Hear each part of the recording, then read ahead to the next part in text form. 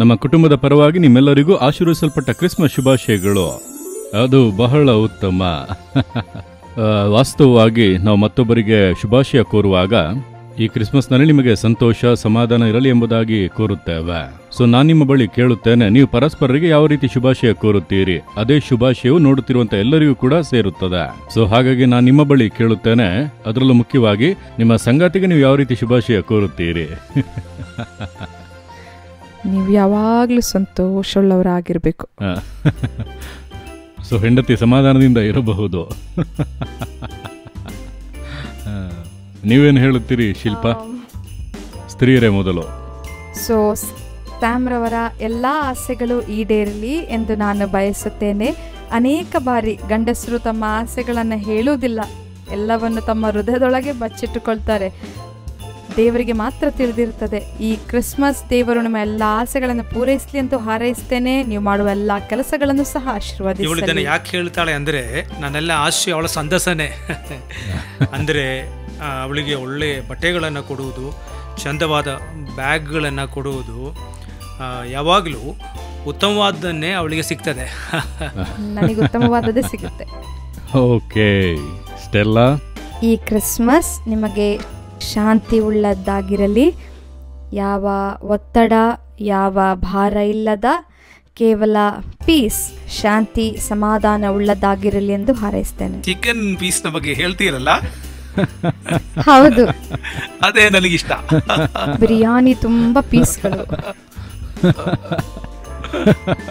ಎಲ್ಲ ಹೆಂಡತಿಯರು ಹೇಳುತ್ತಾರೆ, ನೀವು ಸಮಾಧಾನದಿಂದ ಇರಿ, ಹಾಗೆ ನಾವು ಸಮಾಧಾನದಿಂದ ಇರುತ್ತೇವೆ. ಡ್ಯಾನಿ, ನನ್ನ ಹಾರೈಕೆ ಏನಂದ್ರೆ, ಸ್ಟೆಲ್ಲಾ ನನ್ನ ಅತ್ತೆ ಹಾಗೆ ಗುಲಾಬ್ ಜಾಮೂನ್ಗಳನ್ನು ಮಾಡ್ಕೋಬೇಕು ಅಂತ ಪ್ರತಿ ವಾರ. ಅವಳು ಒಳ್ಳೆ ಗುಲಾಬ್ ಜಾಮೂನನ್ನು ಮಾಡದೇ ಇರುವುದೇ ಉತ್ತಮ. ಹಾಗೆ ಮಾಡಿದರೆ ನೀನು ಮನೆಗೆ ಬರುವುದಿಲ್ಲ. ಡ್ಯಾನಿ ಯಾವಾಗಲೂ ಅತ್ತೆ ಮಾಡುವಂತ ಗುಲಾಬ್ ಜಾಮಿಗಾಗಿ ಬರ್ತಾರೆ. ಆತನು ಬಂದ ತಕ್ಷಣವೇ ಗುಲಾಬ್ ಜಾಮೂನ್ ತೆಗೆದುಕೊಳ್ತಾರೆ. ಮುಂಚೆ ಮಗ ಅದನ್ನ ಮಾಡುತ್ತಾ ಇದ್ದ, ಈಗ ಅಳಿಯ ಅದನ್ನು ಮಾಡುತ್ತಿದ್ದಾನೆ. ಹೌದು, ನನ್ನ ಮೊದಲನೇ ಕೆಲಸವೇನೆಂದರೆ ಗುಲಾಬ್ ಜಾಮೂನ್ ಹುಡುಕಿ ಡೈನಿಂಗ್ ಟೇಬಲ್ಗೆ ಹೋಗುವುದು. ಅಲ್ಲಿ ಗುಲಾಬ್ ಜಾಮೂನುಗಳು ಯಾವಾಗಲೂ ತುಂಬಿರುತ್ತೆ. ಗುಲಾಬ್ ಜಾಮೂನಿಂದ ತುಂಬಿದಂತ ಕ್ರಿಸ್ಮಸ್ ಶುಭಾಶಯಗಳು ನಿಮಗೆ. ಎಲ್ಲ ದಂಪತಿಗಳಿಗೂ ಒಳ್ಳೆಯದಾಗಲಿ ಎಂದು ಕೋರುತ್ತೇವೆ. ಹಾಗೆ ನಾವು ಕೂಡ ಉತ್ತಮರಾಗಿರಬಹುದು. ನಾವು ಯಾವಾಗಲೂ ಹೇಳುತ್ತೇವೆ, ಇದು ನಮ್ಮ ಅರ್ಧ ಅಂಗಿ. ಉತ್ತಮವಾಗಿರುವಂಥ ಅರ್ಧ ಭಾಗ ಮಾತನಾಡುವಾಗ ಇನ್ನೂ ಉತ್ತಮವಾಗಿರುವಂಥ ಇನ್ನರ್ಧ ಭಾಗ ಮಾತನಾಡುತ್ತದೆ. ಆ ರೀತಿ ಕ್ರಿಸ್ಮಸ್ ಅನ್ನು ಆಚರಿಸುವುದು ಎಷ್ಟು ದೊಡ್ಡ ಸಂತೋಷ. ಇದಕ್ಕೆ ಮುಖ್ಯವಾದ ಕಾರಣ ಯೇಸು ಕ್ರಿಸ್ತನು. ಈ ಕ್ರಿಸ್ಮಸ್ ಸಮಯದಲ್ಲಿ ಕೂಡ ನಿಮ್ಮೆಲ್ಲರಿಗೂ ಯೇಸುವನ್ನು ನಾವು ಕೋರುತ್ತೇವೆ. ಯೇಸು ನಮ್ಮೊಂದಿಗೆ ಇರುವುದಾದರೆ ಯಾವಾಗಲೂ ಕೂಡ ಕ್ರಿಸ್ಮಸ್ ಸಮಯದಲ್ಲಿ ಮಾತ್ರ ಅಲ್ಲ, ಎಷ್ಟು ಸಂತೋಷಭರಿತ ಜೀವಿತವನ್ನು ನಾವು ಜೀವಿಸಿದೆವೋ, ಎಷ್ಟು ಒಳ್ಳೆಯ ವರ್ಷ. ಕಾರಣ ಯೇಸು ನಮ್ಮೊಂದಿಗೆ ಇದ್ದನೋ, ಆತನು ಸದಾಕಾಲವೂ ಇರುವನೋ. ಮತ್ತು ಈಗ ನಮ್ಮ ತಾಯಿ ಇಲ್ಲಿ ಕುಳಿತುಕೊಳ್ಳಲು ಆಗದೆ ಇದ್ದರೂ ಕೂಡ, ಕಾರಣ ಈ ಒಂದು ಪ್ರೊಡಕ್ಷನ್ ಅದು ಗಂಟೆಗಟ್ಟಲೆ ಹಿಡಿಯುತ್ತದೆ. ನೀವು ಇದನ್ನು ಒಂದು ಅರ್ಧ ಗಂಟೆ ನೋಡುತ್ತಾ ಇದ್ದರೂ ಕೂಡ ಇದು ಗಂಟೆಗಟ್ಟಲೆ ಹಿಡಿಯುತ್ತದೆ. ಆದ್ದರಿಂದ ಈಗ ಅವರು ಒಂದು ಕ್ರಿಸ್ಮಸ್ ಶುಭಾಶಯವನ್ನು ನಿಮ್ಮೊಟ್ಟಿಗೆ ಹಂಚಿಕೊಳ್ಳುತ್ತಾರೆ. ನೀವು ಅದರ ಮೂಲಕ ಖಂಡಿತ ಆಶೀರ್ವದಿಸಲ್ಪಡುತ್ತೀರಿ. ನನ್ನ ಅಮೂಲ್ಯ ಸ್ನೇಹಿತರೆ, ಎಲ್ಲ ಕುಟುಂಬಕ್ಕೂ, ಪ್ರತಿಯೊಬ್ಬೊಬ್ಬರಿಗೂ, ಎಲ್ಲ ದೇವ ಮಕ್ಕಳಿಗೂ ನನ್ನ ಪ್ರೀತಿಯ ಕ್ರಿಸ್ಮಸ್ ಶುಭಾಶಯಗಳನ್ನು ತಿಳಿಸುತ್ತೇನೆ. ಯೋಹಾನ 3:16 ಒಂದು ಸುಂದರವಾದ ವಾಕ್ಯವನ್ನು ನೋಡಬಹುದು. ಇದು ಚೆನ್ನಾಗಿ ತಿಳಿದ ವಾಕ್ಯ. ದೇವರು ಲೋಕದ ಮೇಲೆ ಎಷ್ಟೋ ಪ್ರೀತಿಯನ್ನಿಟ್ಟು ತನ್ನ ಒಬ್ಬನೇ ಮಗನನ್ನು ಕೊಟ್ಟನು, ಆತನನ್ನು ನಂಬುವ ಒಬ್ಬನಾದರೂ ನಾಶವಾಗದೆ ಎಲ್ಲರೂ ನಿತ್ಯ ಜೀವವನ್ನು ಪಡೆಯಬೇಕೆಂದು ಕೊಟ್ಟನು. ಸಂಕ್ಷಿಪ್ತವಾಗಿ ಹೇಳಲು, ಅಪೊಸ್ತಲರು 9ನೇ ಅಧ್ಯಾಯವನ್ನು ಓದಿರಿ. ಸೌಲನು ಪೌಲನಾದನು. ಸೌಲನು ಕೋಪವುಳ್ಳವನು, ಆದರೆ ದೇವರು ಅವನ ಹೃದಯವನ್ನು ಮುಟ್ಟಿ ಸೌಲನೇ ಎಂದು ಕರೆದು, ಎಷ್ಟರವರೆಗೂ ನನ್ನನ್ನು ಹಿಂಸೆ ಪಡಿಸುತ್ತೀ ಎಂದು ಕೇಳಿದನು. ಸೌಲನು ತಕ್ಷಣ ಹೇಳಿದನು, ದೇವರೇ, ನಾನು ಏನು ಮಾಡಬೇಕು? ಸ್ನೇಹಿತರೆ, ಈ ಕ್ರಿಸ್ಮಸ್ ಸಮಯದಲ್ಲಿ ನಾವು ಕೂಡ ಶಿಲುಬೆಯನ್ನು ನೋಡಿ, ದೇವರು ತನ್ನ ಜೀವವನ್ನು ಕೊಟ್ಟ ಶಿಲುಬೆಯನ್ನು ನೋಡಿ ಪೂರ್ಣ ಪ್ರೀತಿಯಿಂದ ನಿಮಗಾಗಿ ನನಗಾಗಿ ನಡುನತ್ತಿಯಿಂದ ಅಂಗಾಲಿನವರೆಗೂ ಕಷ್ಟಪಟ್ಟನು. ಶರೀರದ ಎಲ್ಲ ಅಂಗಗಳಲ್ಲೂ ಆತನು ನಿಮಗಾಗಿ ಕಷ್ಟಗಳನ್ನು ಅನುಭವಿಸಿದನು. ತನ್ನ ಪ್ರೀತಿಯನ್ನು ತೋರಿಸುವುದಕ್ಕಾಗಿ ದೇವರು ಲೋಕದ ಮೇಲೆ ಎಷ್ಟೋ ಪ್ರೀತಿಯನ್ನಿಟ್ಟು ಆತನು ತನ್ನ ಒಬ್ಬನೇ ಮಗನನ್ನು ಕೊಟ್ಟನು. ಹಾಗೆಯೇ ಯೇಸು ಶಿಲುಬೆಯಲ್ಲಿ ತನ್ನ ಜೀವವನ್ನೇ ಕೊಟ್ಟನು.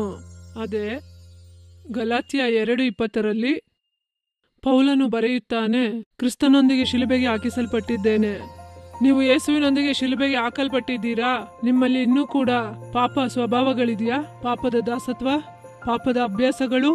ಈಗಲೇ ಈ ಕ್ರಿಸ್ಮಸ್ ಕಾಲದಲ್ಲೇ, ವಿಶೇಷವಾಗಿ ಹಿಂದೆ, ನಮ್ಮ ಜೀವಿತವನ್ನು ಪರೀಕ್ಷಿಸಿಕೊಳ್ಳೋಣ, ದೇವರನ್ನು ದೃಷ್ಟಿಸೋಣ. ವಿಶೇಷವಾಗಿ ಶಿಲುಬೆಯನ್ನು, ಅಲ್ಲಿ ದೇವರು ತನ್ನ ಪ್ರಾಣವನ್ನೇ ನಮಗಾಗಿ ಕೊಟ್ಟನು. ಆತನ ಉಕ್ಕಿ ಹರಿಯುವಂತ ಪ್ರೀತಿಯ ನಿಮಿತ್ತವಾಗಿ.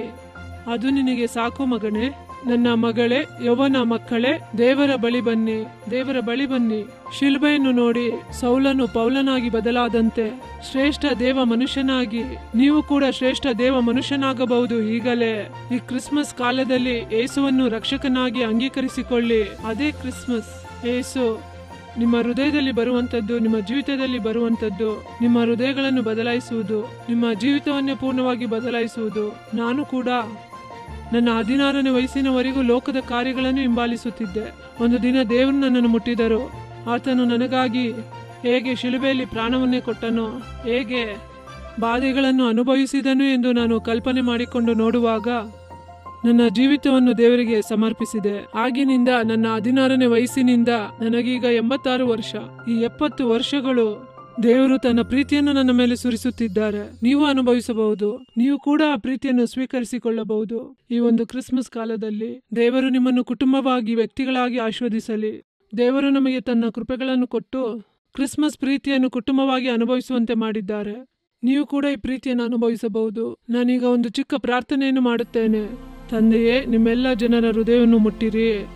ನಿಮ್ಮಿಂದ ದೂರ ಇರುವಂತವರು ಕೂಡ, ಹಾಲೆಲೂಯ, ಈಗಲೇ ಅವರನ್ನು ಮುಟ್ಟಿರಿ ದೇವರೇ. ದೇವರ ಪ್ರಸನ್ನತೆಯು ಪ್ರತಿಯೊಬ್ಬರ ಹೃದಯಗಳನ್ನು ಮುಟ್ಟಲಿ. ದೇವರಿಗೆ ವಿರೋಧವಾಗಿರುವವರು, ದೇವರನ್ನು ಹಿಂಬಾಲಿಸದೇ ಇರುವವರು, ಅವರನ್ನು ಬದಲಾಯಿಸಿ ದೇವರೇ. ಯೇಸುವಿನ ರಕ್ತವು ಅವರನ್ನು ಶುದ್ಧೀಕರಿಸಲಿ. ಈ ಕ್ರಿಸ್ಮಸ್ ಅವರಿಗೆ ಸಂತೋಷವಾದ ಕ್ರಿಸ್ಮಸ್ ಆಗಿರಲಿ, ಉಲ್ಲಾಸವಾದ ಕ್ರಿಸ್ಮಸ್, ನಿಜವಾದ ಕ್ರಿಸ್ಮಸ್. ಪ್ರತಿಯೊಂದು ಕುಟುಂಬಗಳಾಗಿ ನೀವು ಆಶೀರ್ವದಿಸಿರಿ. ನಮ್ಮ ಕುಟುಂಬಗಳಿಗೆ ಈ ಸಂದರ್ಭವನ್ನು ಕೊಟ್ಟಿದ್ದೀರಿ.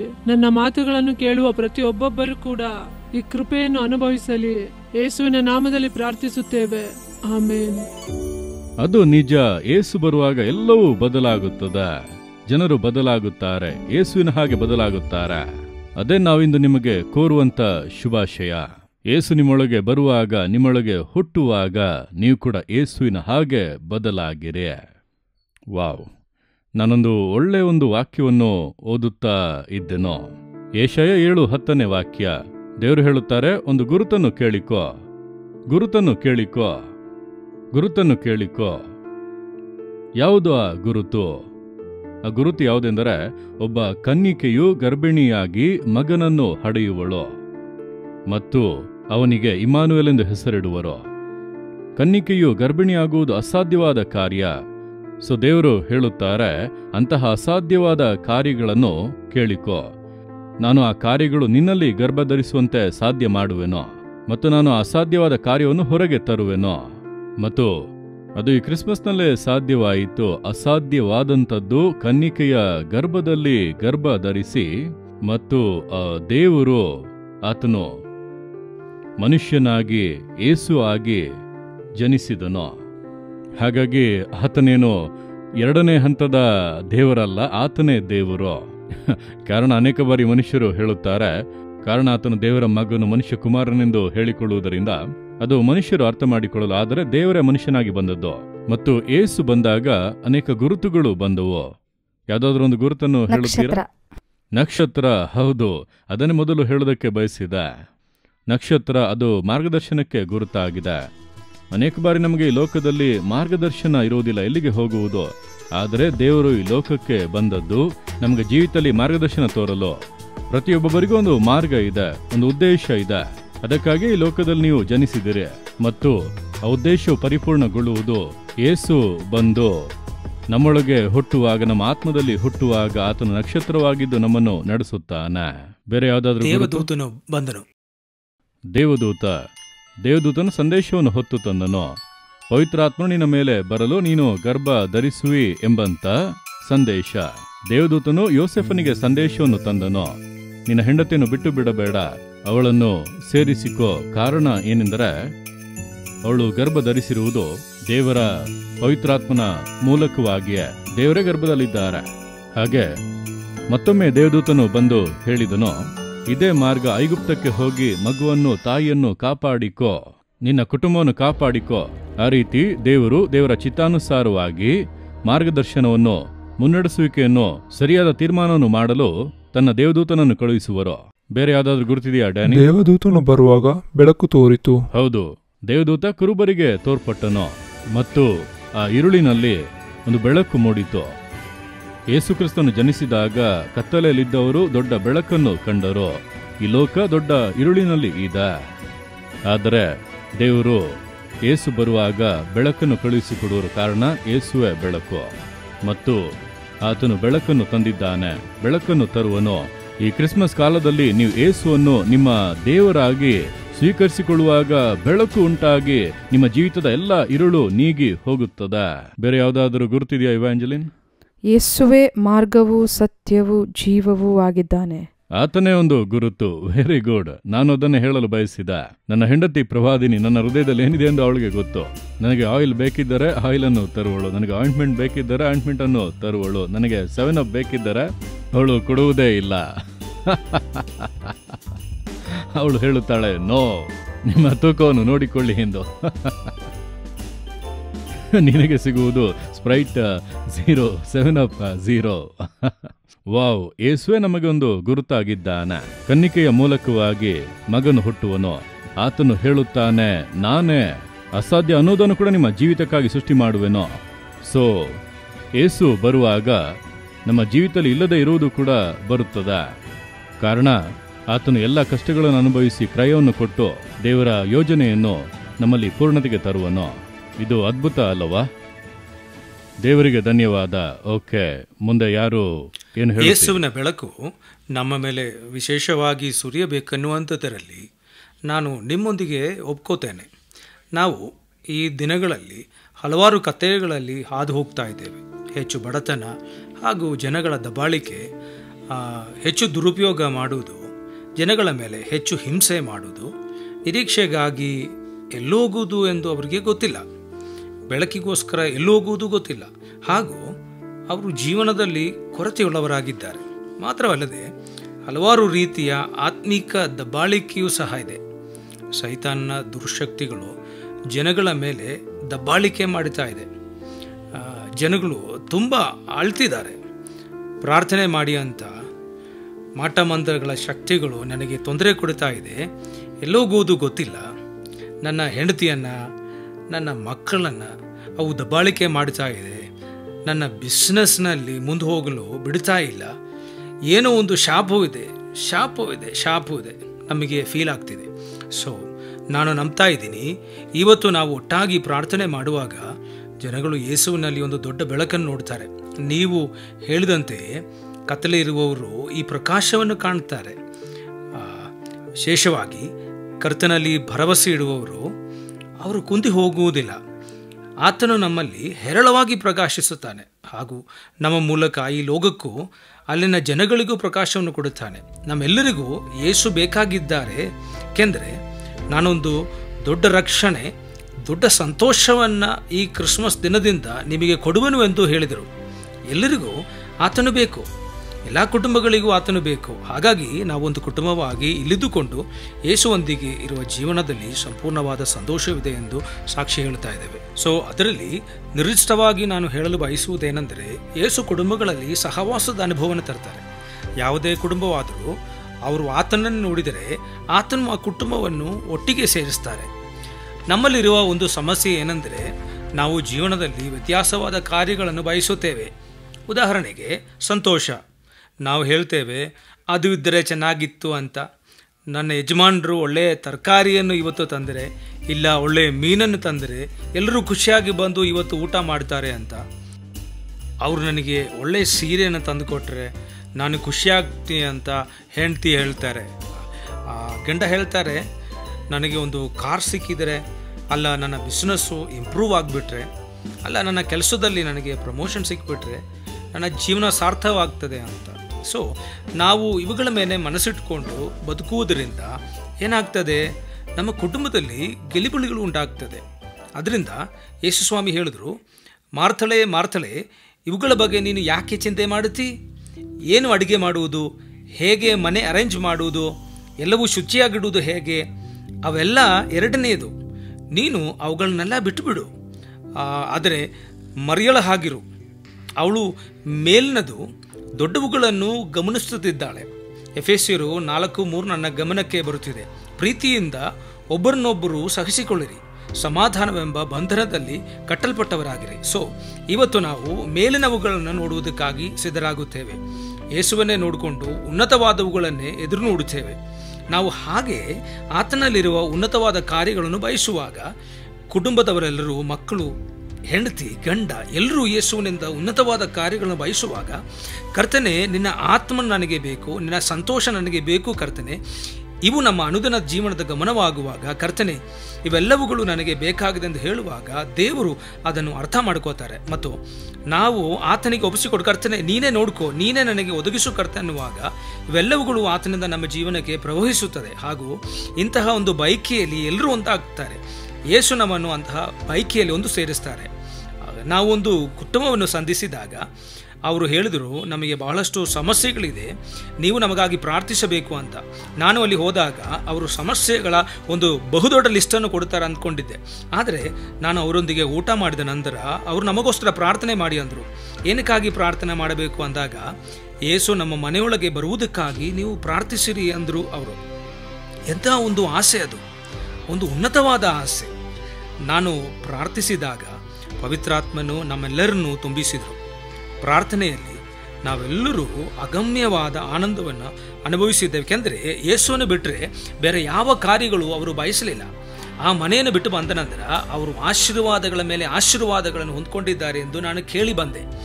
ದೇವರು ಅವರ ಕೆಲಸವನ್ನು ಆಶೀರ್ವದಿಸಿದರು, ಮೇಲಕ್ಕೆ ಎತ್ತಿದರು, ಅವರ ಮಕ್ಕಳು ಒಳ್ಳೆಯ ರೀತಿಯಲ್ಲಿ ಕಲಿಯಲು ಸಹಾಯ ಮಾಡಿದರು. ಹಾಗೆ ಒಳ್ಳೆಯ ಸುದ್ದಿಗಳನ್ನೇ ನಾನು ಕೇಳಿದನು. ಸೊ ದೇವರು ನಿಮಗೆ ಆತನ ಮೇಲಿರುವ ಒಂದು ದೊಡ್ಡ ದಾಹವನ್ನು ಕೊಡುತ್ತಾರೆ ಎಂದು ನಾನು ನಂಬುತ್ತೇನೆ. ಕುಟುಂಬವಾಗಿ ಯೇಸುವನ್ನೇ ಹೆಚ್ಚಾಗಿ ಬಯಸುವ ಒಂದು ಆಸೆ, ಆತ್ಮನ ಐಕ್ಯತೆಯ ಮೂಲಕ ಹಾಗಿರುವ ಒಂದು ಸಹವಾಸದ ಅನುಭವಕ್ಕೆ ಆತನು ನಿಮ್ಮನ್ನು ನಡೆಸುತ್ತಾರೆ. ನೀನು ಮಾರ್ತಳ ಬಗ್ಗೆ ಮಾತನಾಡುತ್ತಾ ಇದ್ದೀಯಾ? ಆದರೆ ಈ ದಿನಗಳಲ್ಲಿ ಕೆಲವು ಮಾರ್ತರು ಚಿಂತಿಸುವುದೇ ಇಲ್ಲ. ಅದರಲ್ಲೂ ನಾವು ವಿದೇಶಗಳಿಗೆ ಹೋಗುವಾಗ ಮಾರ್ತರು ಚಿಂತಿಸುವುದೇ ಇಲ್ಲ. ಯಾಕಂದ್ರೆ ಗಂಡದಿರು ಚೆನ್ನಾಗಿ ಅಡಿಗೆ ಮಾಡುತ್ತಾರೆ. ಅವರು ಹೇಳುತ್ತಾರೆ, ರೀ ನನಗೊಂದು ಕಾಫಿ ಕುಡಿ, ನನಗೆ ಈ ಲೋಕದಲ್ಲಿ ಯಾವುದೇ ಚಿಂತೆ ಇಲ್ಲ, ನನ್ನ ಗಂಡ ಅಡಿಗೆ ಮಾಡುತ್ತಾರೆ. ಹಾಗೆ ಇಂಡಿಯಾದಲ್ಲಿ ಕೂಡ ಕೆಲವು ಮಾರ್ತರಿಗೆ ಯಾವುದೇ ಚಿಂತೆ ಇಲ್ಲ, ಯಾಕಂದ್ರೆ ನಮಗೆ ಸ್ವಿಗ್ಗಿ ಇದೆ. ಓಕೆ. ಕ್ರಿಸ್ತನ ಬೆಳಕು ನಮ್ಮ ಜೀವಿತದಲ್ಲಿ ಬಂದಾಗ ದೇವರು ನಮ್ಮ ಶತ್ರುಗಳನ್ನು ಸಹ ಪ್ರೀತಿಸುವಂತೆ ಮಾಡ್ತಾರೆ. ಯೇಸು ಕೇವಲ ತನ್ನ ಕುಟುಂಬಸ್ಥರನ್ನ, ಸ್ನೇಹಿತರನ್ನ ಪ್ರೀತಿಸಲು ಬಂದಿಲ್ಲ. ಆದರೆ ಯಾವಾಗ ನಾವು ಅದೇ ಪ್ರೀತಿಯಲ್ಲಿ, ಅದೇ ಬೆಳಕಲ್ಲಿ ತುಂಬಿದಾಗ, ನಮ್ಮ ಜೀವಿತದಲ್ಲಿ ಕ್ರಿಸ್ತನನ್ನು ಅಂಗೀಕರಿಸಿದಾಗ ನಮ್ಮ ಶತ್ರುವನ್ನು ಪ್ರೀತಿಸಲು ಸಾಧ್ಯವಾಗ್ತದೆ. ಈ ರೀತಿಯಲ್ಲಿ ಜಗತ್ತಿಗೆ ಒಂದು ಸಾಕ್ಷಿಯಾಗಿ ನಾವಿರ್ಬೋದು. ಕೆಲವು ದಿನಗಳ ಹಿಂದೆ ನಮ್ಮ ಮನೆಯಲ್ಲಿ ನಡೆದದ್ದು ನೆನಪಿದೆ. ನಾವು ಸ್ಕೂಲಿಗೆ ಹೋಗಲು ರೆಡಿ ಆಗ್ತಿದ್ವಿ. ಕೇಟಿ ಹೇಳಲು ತಡವಾಯಿತು.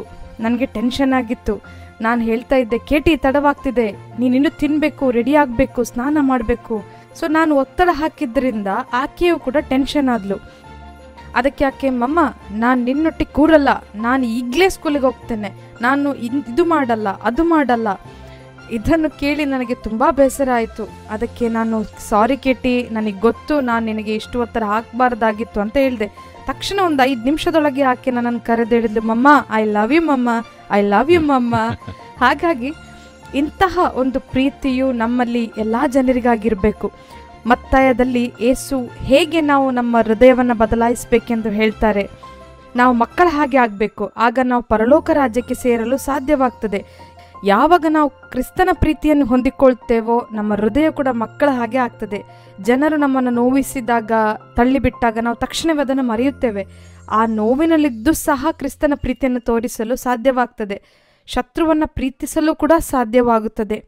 ನಾವು ಅನೇಕರನ್ನ, ಕೆಲವು ಕುಟುಂಬವನ್ನು ನೋಡುತ್ತೇವೆ, ತನ್ನ ಸ್ವಂತ ಕುಟುಂಬಸ್ಥರೇ ಯಾರನ್ನು ಅಧಿಕವಾಗಿ ನಂಬುತ್ತಾರೋ ಅವರೇ ಅವರನ್ನು ತಳ್ಳಿಬಿಟ್ಟಿದ್ದಾರೆ. ಆದರೆ ನಾವು ಕ್ರಿಸ್ತನ ಮಕ್ಕಳಾದ ಕಾರಣ ನಮಗೆ ಏನು ತೊಂದರೆ ಆಗುವುದಿಲ್ಲ. ಕ್ರಿಸ್ತನ ಪ್ರೀತಿಯನ್ನು ನಾವು ಅವರಿಗೆ ಕೂಡ ತೋರಿಸಬೇಕೆಂದು ಬಯಸ್ತೇವೆ.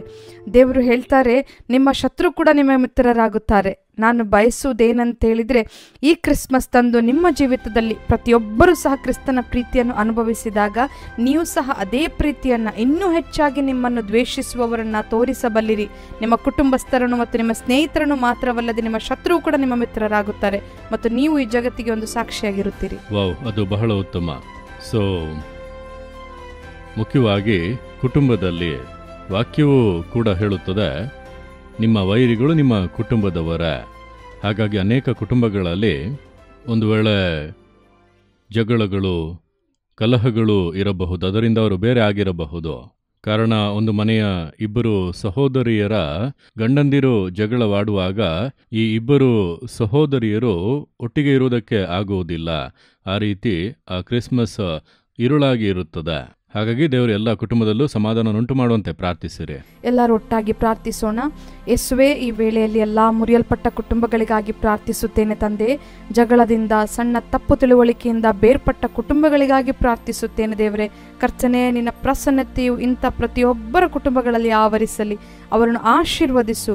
ಈ ಕ್ರಿಸ್ಮಸ್ ತಂದು ಪ್ರತಿಯೊಬ್ಬರು ತನ್ನ ಕುಟುಂಬಸ್ಥರೊಂದಿಗೆ ಇನ್ನೊಮ್ಮೆ ಒಂದಾಗಲಿ. ಕರ್ತನೇ, ನೀನು ಈ ಭೂಲೋಕಕ್ಕೆ ಬಂದದ್ದೇ ಸಮಾಧಾನವನ್ನು ಕೊಡುವುದಕ್ಕಾಗಿ.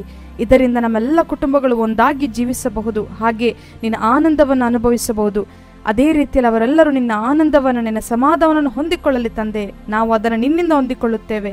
ಹಾಗೆ ಅವರ ಕುಟುಂಬದಲ್ಲಿ ಆಳುತ್ತಿರುವ ಎಲ್ಲ ಅಂಧಕಾರ ದೊನೆತನವನ್ನು ಮುರಿದು ಹಾಕುತ್ತೇವೆ ತಂದೆ. ಕುಟುಂಬಗಳು ಒಂದಾಗಲಿ, ಗಂಡ ಹೆಂಡತಿ ಒಂದಾಗಲಿ, ಪೇರೆಂಟ್ಸ್, ಇನ್ಲಾಸ್ ಒಂದಾಗಲಿ. ಕರ್ತನೇ, ನಿನ್ನ ರಾಜ್ಯಕ್ಕೆ ಅವರು ಸಂತೋಷದಿಂದ ಜೀವಿಸಲಿ ತಂದೆ. ಯೇಸು ನಾಮದಲ್ಲಿ ಪ್ರಾರ್ಥಿಸುತ್ತೇವೆ, ಆಮೆನ್. ದೇವರಿಗೆ ಸ್ತೋತ್ರ. ಓಕೆ ಸ್ಟೆಲ್ಲಾ, ಇದು ನಿನ್ನ ಸರದಿ. ಈ ಕ್ರಿಸ್ಮಸ್ ತಂದು ಅನೇಕ ಜನರು ದೇವರಿಂದ ದೂರವಾಗಿರಬಹುದು. ಅವರು ಹೇಳಬಹುದು, ನಾನು ಅನೇಕ ಬಾರಿ ಪಾಪ ಮಾಡಿದ್ದೇನೆ, ದೇವರು ನನ್ನನ್ನು ಕ್ಷಮಿಸುತ್ತಾರಾ? ಅವರು ಬದಲಾಗಲು ಆಶಿಸುತ್ತಾರೆ, ಆದರೆ ಪಾಪವು ಅವರನ್ನು ಬಿಡಲ್ಲ. ಅವರು ಪುನಃ ಕುಡಿಯುವಂಥದ್ದು, ಕುಟುಂಬದೊಂದಿಗೆ ಜಗಳಾಡುವಂಥದ್ದು, ಇಂತಹ ಚಟಗಳು ಅವರನ್ನು ಪೀಡಿಸುತ್ತಿರಬಹುದು ಅಥವಾ ಬಿಡದೇ ಇರಬಹುದು. ಇದರಿಂದಾಗಿ ಅವರು ತಮ್ಮ ಎಲ್ಲ ನಿರೀಕ್ಷೆಯನ್ನು, ಸಂತೋಷವನ್ನು ಕಳೆದುಕೊಂಡಿರಬಹುದು. ಹಾಗೆಯೇ ತಮ್ಮ ಮನೆಯಲ್ಲಿ ಆಗುತ್ತಿರುವ ಜಗಳಗಳಿಂದ, ವಿವಾದಗಳಿಂದ ಅವರಿಗೆ ಹೊರಗೆ ಬರಲು ಆಗದಿರಬಹುದು. ಆದರೆ ಕ್ರಿಸ್ಮಸ್ ತಂದು ಯೇಸು ಈ ಭೂಲೋಕಕ್ಕೆ ಬಂದದ್ದೇ ಕರುಣೆಯನ್ನು ತೋರಲು, ಪಾಪ ಮಾಡುತ್ತಿರುವವರನ್ನು ನಾಶ ಮಾಡಲು ಆಗಲಿ ಅಥವಾ ಅವರನ್ನು ನರಕಕ್ಕೆ ದೊಬ್ಬಲು, ಅವರವರ ಸ್ಥಳಕ್ಕೆ ಹಾಕಲು ಅಲ್ಲ. ಆದರೆ ಆತನು ಬಂದದ್ದೇ ಪಾಪದ ಭಾರವನ್ನು ಹೊತ್ತ ಜನರಿಗೆ ಕರುಣೆಯನ್ನು ತೋರಲು. ಆತನು ಈ ಭೂಲೋಕದಲ್ಲಿರುವಾಗ ನಾವು ನೋಡುತ್ತೇವೆ, ಪಟ್ಟಣದಲ್ಲಿರುವ ಎಲ್ಲ ಜನರು ಒಬ್ಬ ವ್ಯಾಭಿಚಾರಿ ಸ್ತ್ರೀಯನ್ನ ಕಲ್ಲಸೆದು ಕೊಲ್ಲಬೇಕೆಂದಿದ್ದಾಗ ಆತನು ಆಕೆಯ ಬಳಿಗೆ ಹೋಗಿ ಈಕೆಯ ಮೇಲೆ ತಪ್ಪು ಹೊರಿಸುತ್ತಿರುವವರನ್ನು ನೋಡಿ, ನಿಮ್ಮಲ್ಲಿ ಪಾಪವಿಲ್ಲದವನು ಯಾರೋ ಅವನೇ ಮೊದಲು ಆಕೆಯ ಮೇಲೆ ಕಲ್ಲನ್ನು ಹಾಕಲಿ ಎಂದು ಹೇಳಿದನು.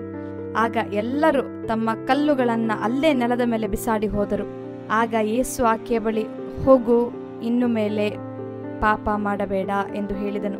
ಆಕೆ ಪಾಪದಿಂದ ಬಂಧಿತಳಾಗಿರಲಿಲ್ಲ, ವಿನಾಶದಿಂದ ಬಂಧಿತಳಾಗಿರಲಿಲ್ಲ, ಆದರೆ ದೇವರು ಆಕೆಗೆ ಒಂದು ಹೊಸ ಜೀವನವನ್ನು ಕೊಟ್ಟನು. ಹಾಗಾಗಿ ದೇವರು ನಮಗಾಗಿ ಕ್ರಿಸ್ಮಸ್ ತಂದು ಬಂದದ್ದೇ ಕರುಣೆಯನ್ನು ತೋರಲು, ನಮ್ಮನ್ನು ಮೇಲೆತ್ತಲು ಮತ್ತು ಪಾಪದಿಂದ ಬಿಡಿಸಿ ಹೊಸ ಜೀವನವನ್ನು ಕೊಡಲು. ಹಾಗಾಗಿ ಕರ್ತನು ಇದನ್ನೇ ಸಮಾಜದಲ್ಲಿ ಕೆಟ್ಟ ಹೆಸರನ್ನು ಹೊಂದಿಕೊಂಡು ಬಳಲುತ್ತಿರುವ ಕುಟುಂಬಗಳಿಗೆ ಕೊಡಲು ಬಯಸುತ್ತಾನೆ. ಅಥವಾ ಕೆಲವರಿಗೆ ಸಮಾಜದಲ್ಲಿ ನೀನು ಯಾವ ಪ್ರಯೋಜನೆಗೂ ಬಾರದವನು, ನೀನೊಬ್ಬ ಪಾಪಿ, ನಿನಗೆ ಸಮಾಜದಲ್ಲಿ ಯಾವ ಸ್ಥಳವಿಲ್ಲವೆಂದು ಕೆಟ್ಟ ಬಿರುದನ್ನು ಕೊಟ್ಟಿರಬಹುದು. ಆದರೆ ನಮ್ಮ ದೇವರು ಬಂದದ್ದೇ ನಮಗೆ ಕರುಣೆಯನ್ನು ತೋರಲು ಮತ್ತು ಒಂದು ಹೊಸ ಜೀವವನ್ನು ಕೊಡಲು. ಹೊಸ ಜೀವನ, ಕೃಪೆ. ಹೇ, ಸ್ವಾಗತ. ನಗುಮುಖದಿಂದ ನಿನ್ನನ್ನು ನೋಡುವುದು ಬಹಳ ಸಂತೋಷ ಕೇಟಿ. ಕೇಟಿ ಬರುವಾಗ ನಮಗೆ ಹೊಸ ಸಂತೋಷ ಬರುತ್ತದೆ, ಹೊಸ ಸಂತೋಷ, ಹೊಸ ಜೀವನ. ಇದು ಚಿಕ್ಕ ಸ್ಯಾಂಟಾ, ನಿನ್ನ ಉಡುಗೊರೆಯ ಬ್ಯಾಗಲ್ಲಿ. ಓಕೆ ಡ್ಯಾನಿ, ಈಗಿನ ದಿನಗಳಲ್ಲಿ ಹಲವಾರು ಜನಗಳಿಗೆ ಸಮಾಧಾನವಿಲ್ಲ. ಅವರ ಕುಟುಂಬ ಜೀವನದಲ್ಲಿ, ಮಕ್ಕಳ ವಿಷಯಗಳಲ್ಲಿ, ಕೆಲಸದಲ್ಲಿ. ಹಾಗೆ ಅವರು ತುಂಬ ದುಡಿಯುತ್ತಾರೆ, ಹಣ ಸಂಪಾದನೆ ಮಾಡ್ತಾರೆ, ಆದರೂ ಅವರಿಗೆ ತಮ್ಮ ಕುಟುಂಬ ಜೀವನದಲ್ಲಿ ಸಮಾಧಾನವಿಲ್ಲ. ಒಂದು ಘಟನೆ ನನ್ನ ನೆನಪಿಗೆ ಬರುತ್ತಿದೆ. ಒಬ್ಬ ಯೌವನಸ್ಥನು, ಆತ ಡಾಕ್ಟರ್ ಹತ್ರ ಹೋದನು. ಆತನು ಡಾಕ್ಟರ್ ಹತ್ರ ಹೇಳ್ತಾನೆ, ನನಗೆ ಬಹಳ ತ್ರಾಸಾಗ್ತಿದೆ, ಕುಟುಂಬ ಜೀವನದಲ್ಲಿ ನೆಮ್ಮದಿ ಇಲ್ಲ, ನನಗೆ ಏನು ಮಾಡೋದು ಅಂತ ಗೊತ್ತಿಲ್ಲ, ಒಂದು ಮೆಡಿಕಲ್ ಚೆಕಪ್ ಮಾಡಬೇಕು ಅಂತ. ಡಾಕ್ಟರು ಅವರಿಗೆ ಅಪಾಯಿಂಟ್ಮೆಂಟ್ ಕೊಟ್ಟರು. ನಂತರ ಆತನ ಫುಲ್ ಬಾಡಿ ಚೆಕಪ್ ಮಾಡಿ, ನೀವು ಪರ್ಫೆಕ್ಟ್ ಆಗಿದ್ದೀರಿ, ನಿಮಗೆ ಏನು ಪ್ರಾಬ್ಲಮ್ ಇಲ್ಲ ಅಂತ ಹೇಳಿದರು. ನೀವು ಒಳ್ಳೆ ಕಂಡೀಷನಲ್ಲಿದ್ದೀರಿ, ಯಾಕೆ ಇವೆಲ್ಲ ಮಾಡಬೇಕಿತ್ತು, ಯಾಕೆ ನಿಮಗೆ ನೆಮ್ಮದಿ ಇಲ್ಲ ಅಂತೆಲ್ಲ ಆತನ ಜೊತೆಯಲ್ಲಿ ಮಾತನಾಡಿದರು. ಸೊ ಡಾಕ್ಟ್ರು ಒಂದು ಟ್ರೀಟ್ಮೆಂಟ್ ಪ್ಲಾನ್ ಕೊಟ್ಟರು. ಆ ವಾರಾಂತ್ಯದಲ್ಲಿ ಪಟ್ಟಣದಲ್ಲಿ ನಡೆಯುವ ಸರ್ಕಸ್ ನೋಡೋದಕ್ಕಾಗಿ ಆತನಿಗೆ ಒಂದು ಟಿಕೆಟ್ ಅನ್ನು ಕೊಟ್ಟು ಹೇಳಿದರು, ನೋಡು, ಸರ್ಕಸ್ನಲ್ಲಿ ಒಬ್ಬ ಹಾಸ್ಯಗಾರನಿರುತ್ತಾನೆ, ಸುಮ್ಮನೆ ಅವನು ಮಾಡುವುದನ್ನು ನೋಡ್ತಾ ಇರು, ನಿನಗೆ ಎಲ್ಲ ಸರಿ ಹೋಗುತ್ತೆ ಅಂತ. ಅವರು ಆ ಸರ್ಕಸ್ ಕಾರ್ಯಕ್ರಮದ ಬಗ್ಗೆ ಅವರಿಗೆ ಆ ಒಂದು 5 ನಿಮಿಷ ಹೇಳಿದರು. ಆತನು ಏನು ಮಾಡೋದು, ಅವರು ಹೇಳುವುದನ್ನೆಲ್ಲ ಶಾಂತವಾಗಿ ಗಮನಿಸುತ್ತಾ ಇದ್ದರು. ಎಲ್ಲ ಕೇಳಿದ ನಂತರ ಕೊನೆಯಲ್ಲಿ ಆತನು ಹೀಗಂದನು, ನೀವು ಹೇಳುವ ಆ ಹಾಸ್ಯಗಾರನು ಬೇರೆ ಯಾರೂ ಅಲ್ಲ, ನಾನೇ ಅಂತ. ಎಲ್ಲರೂ ನಗಾಡಿಸುವವನು, ತಮಾಷೆ ಮಾಡುವವನು ನಾನೇ. ಹಾಸ್ಯಗಾರನ ಉಡುಪು ಹಾಕೊಳ್ಳುವಾಗ ನಾನು ಇನ್ನೊಬ್ಬನಾಗಿ ಮಾರ್ಪಡುತ್ತೇನೆ, ಆದರೆ ನನ್ನ ಹೃದಯದೊಳಗೆ ನನಗೆ ನೆಮ್ಮದಿ ಇಲ್ಲ, ಸಂತೋಷ ಇಲ್ಲ ಅಂತ. ಜನಗಳು ನನ್ನನ್ನು ಕಂಡಾಗ ಅವರು ನಗಾಡುತ್ತಾರೆ, ತುಂಬ ಖುಷಿಯಾಗ್ತಾರೆ, ಆನಂದಿಸುತ್ತಾರೆ. ಆದರೆ ನಾನು ನನ್ನ ರೂಮ್ ಒಳಗೆ ಬಂದಾಗ ನಾನು ಒಂಟಿಯಾಗಿರುತ್ತೀನಿ. ನನ್ನನ್ನು ಸಂತೋಷಪಡಿಸುವುದಕ್ಕಾಗಲಿ, ನನ್ನ ಜೊತೆ ಮಾತಾಡುವುದಕ್ಕಾಗಲಿ ಯಾರೂ ಇಲ್ಲ ಅಂತ. ಇವತ್ತು ಕೂಡ ಈ ಕಾರ್ಯಕ್ರಮವನ್ನು ನೋಡುವ ನಿಮ್ಮಲ್ಲಿ ಅನೇಕರು ನೆಮ್ಮದಿ ಇಲ್ಲದವರಾಗಿರಬಹುದು. ನಾವು ನೋಡಿದ ಹಾಗೆ ಆ ಹಾಸ್ಯಗಾರನ ಜೀವನದಲ್ಲಿ ಮುಸುಕನ್ನು ಹಾಕೊಂಡು ಆಗ ಹೊರತೋಟದಲ್ಲಿ ಸಂತೋಷವುಳ್ಳವನ ಆಗಿರುತ್ತಾನೆ, ಆದರೆ ಒಳಗಡೆ ನಿಮ್ಮ ಹೃದಯದಲ್ಲಿ ನಿಮಗೆ ನೆಮ್ಮದಿ ಹಾಗೆ ಸಂತೋಷವೂ ಇರುವುದಿಲ್ಲ. ನಿಮ್ಮ ಕುಟುಂಬದಲ್ಲಿ, ನಿಮ್ಮ ಮಕ್ಕಳ ಜೊತೆಯಲ್ಲಿಯೂ ಸಹ ನಿಮಗೆ ಉತ್ತೇಜನ ನೀಡಲು ಬಯಸುವುದೇನೆಂದರೆ, ದೇವರ ವಾಕ್ಯಕ್ಕೆ ವಿಧೇಯರಾಗು, ಆತನನ್ನೇ ನೋಡು, ಯಾಕಂದರೆ ನಿಮಗೆ ಸಮಾಧಾನವನ್ನು ಕೊಡುವವರು ಅವರೇ. ಯಾಕಂದರೆ ಅವರೇ ನಮ್ಮ ಸಮಾಧಾನದ ಪ್ರಭು. ನಾನು ನಿಮಗೆ ಸಮಾಧಾನವನ್ನು ಕೊಡುತ್ತೇನೆ ಎಂದು ಅವರು ತಮ್ಮ ಶಿಷ್ಯರಿಗೆ ಹೇಳಿದ್ದಾರೆ. ನನ್ನ ಸಮಾಧಾನವು ನಿಮ್ಮೊಂದಿಗೆ ಇರುತ್ತದೆ ಎಂದು ಹೇಳಿದ್ದಾರೆ. ಸೊ ನನ್ನ ಪ್ರಾರ್ಥನೆ ಏನೆಂದರೆ, ದೇವರು ತನ್ನ ಪರಲೋಕದ ಸಮಾಧಾನದಿಂದ ನಿಮ್ಮನ್ನು ತುಂಬಿಸಲಿ ಹಾಗೂ ನೀವು ಸಂತೋಷದ ಜೀವನ ನಡೆಸಲಿ ಅಂತ. ತಂದೆಯೇ, ಒಬ್ಬಂಟಿಗಳಾಗಿ ಇರುವಂಥ ಪ್ರತಿಯೊಬ್ಬೊಬ್ಬರು ಅವ್ರ ಹೃದಯವನ್ನು ತೆಗೆಯುವಾಗ ದೇವರೇ ನೀವು ಅವರನ್ನು ಸಂಧಿಸಿರಿ. ಸಮಾಧಾನ ಪ್ರಭುವೇ ಅವರೊಳಗೆ ಪ್ರವೇಶಿಸಿರಿ. ಯೇಸು ಅವರ ಹೃದಯದಲ್ಲಿ ಹುಟ್ಟಲಿ ಮತ್ತು ಅವರಲ್ಲಿ ಆ ಸಮಾಧಾನದ ಮೂಲವಾಗಿ ಇರಿ. ಎಲ್ಲ ಗ್ರಹಿಕೆಯನ್ನು ಮೀರುವ ದೈವಿಕ ಸಮಾಧಾನ ಯೇಸುವಿನ ನಾಮದಲ್ಲಿ, ಆಮೇನ್. ಮತ್ತು ಈಗ ಬಹಳ ಉತ್ತಮವಾದ ಮಾತುಗಳು ಇವ್ಯಾಂಜಲಿನ್ ಅವರಿಂದ.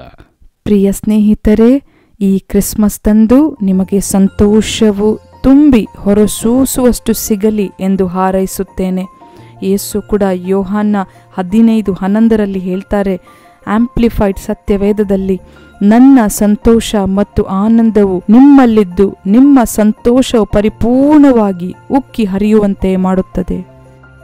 ಪರಿಪೂರ್ಣ ಮತ್ತು ತುಂಬಿ ಹೊರಸೂಸುವಷ್ಟು ಇದೇ ಯೇಸುವಿನ ಹೃದಯ ಕೂಡ.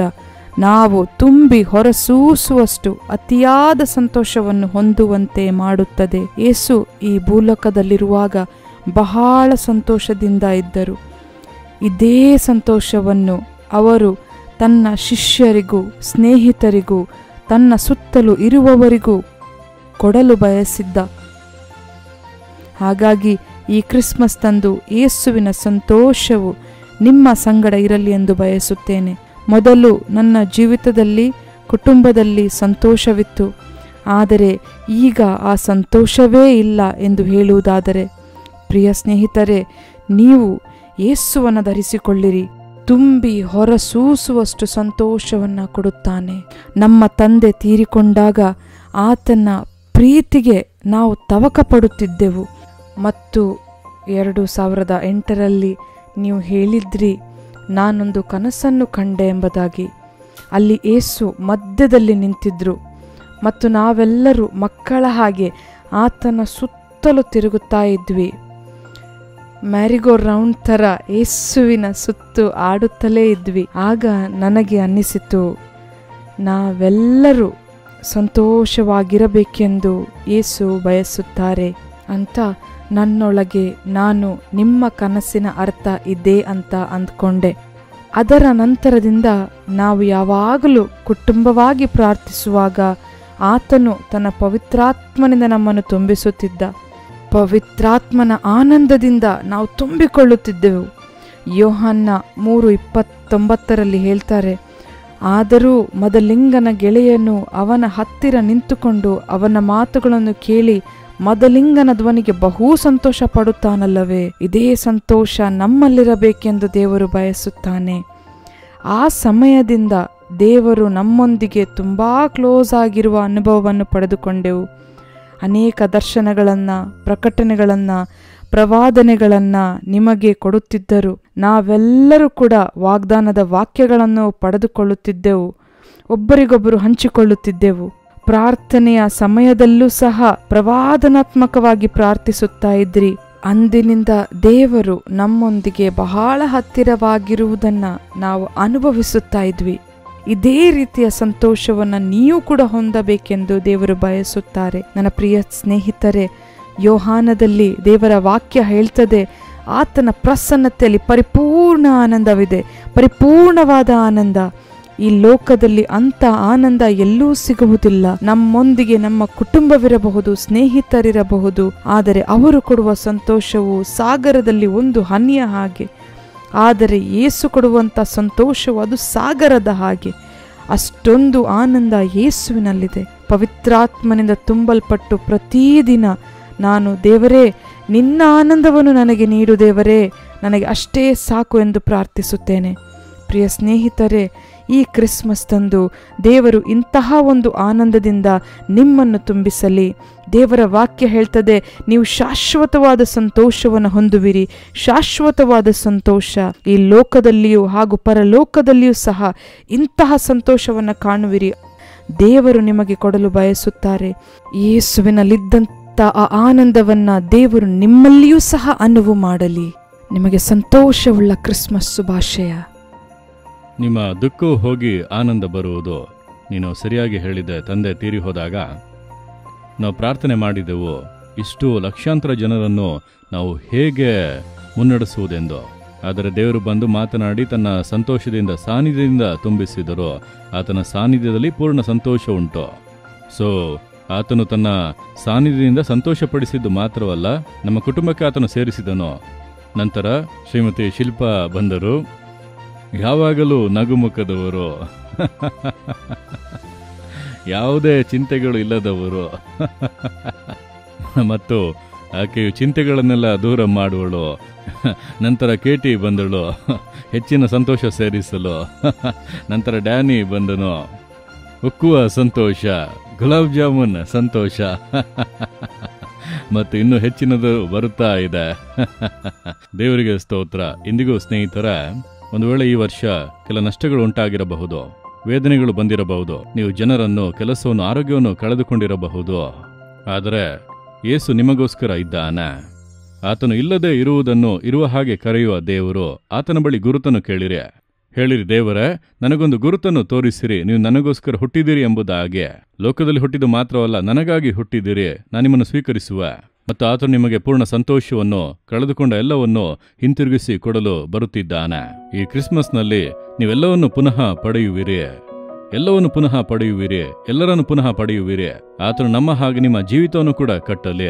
ಆತನು ಯೇಸು ಕರೆಯುತ್ತಾನೆ, ಸೇವೆಗಳ ಮೂಲಕ ನಾವು ಪ್ರಾರ್ಥಿಸುವಂತ ಲಕ್ಷಾಂತರ ಜನರಿಗೆ ಮಾಡಿದ ಹಾಗೆ ನಿಮಗೂ ಮಾಡುವನು. ಶೀಶಾ ಮೂಲಕವಾಗಿ ನಾವು ಸಾವಿರಾರು ಬಡ ಜನರ ಕಾಳಜಿ ವಹಿಸುವಂತೆ, ಹಾಗೆ ಸಾವಿರಾರು ಯವನ ಜನರು ನಾವು ಅವರಿಗೆ ಎಜುಕೇಶನ್ ಅನ್ನು ಕೊಟ್ಟು ಲೋಕಕ್ಕೆ ಕಳುಹಿಸುವಂತೆ ಮಾಡಿದ ಹಾಗೆ. ಬಹಳ ಸುಂದರ. ಸಂತೋಷ ಸಂತೋಷ. ಕೇಟಿ, ದೇವರು ನಮಗೆ ಸಂತೋಷವನ್ನು ಕೊಡುತ್ತಿದ್ದಾರೆ. ಸಂತೋಷ ಸಂತೋಷ ಎಂದು ಹೇಳುವಿಯಾ?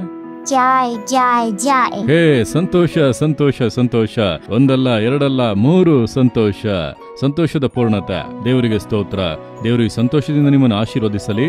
ಮತ್ತು ಯೇಸು ನಿಮಗೋಸ್ಕರ ಹುಟ್ಟಿರುವಾಗ ನೀವು ದೇವರ ಪರಿಪೂರ್ಣ ಸಂತೋಷವನ್ನು ಹೊಂದಿಕೊಳ್ಳಿರಿ. ನಿಮ್ಮೆಲ್ಲರಿಗೂ ಕ್ರಿಸ್ಮಸ್ನ ಹೃತ್ಪೂರ್ವಕ ಶುಭಾಶಯಗಳು.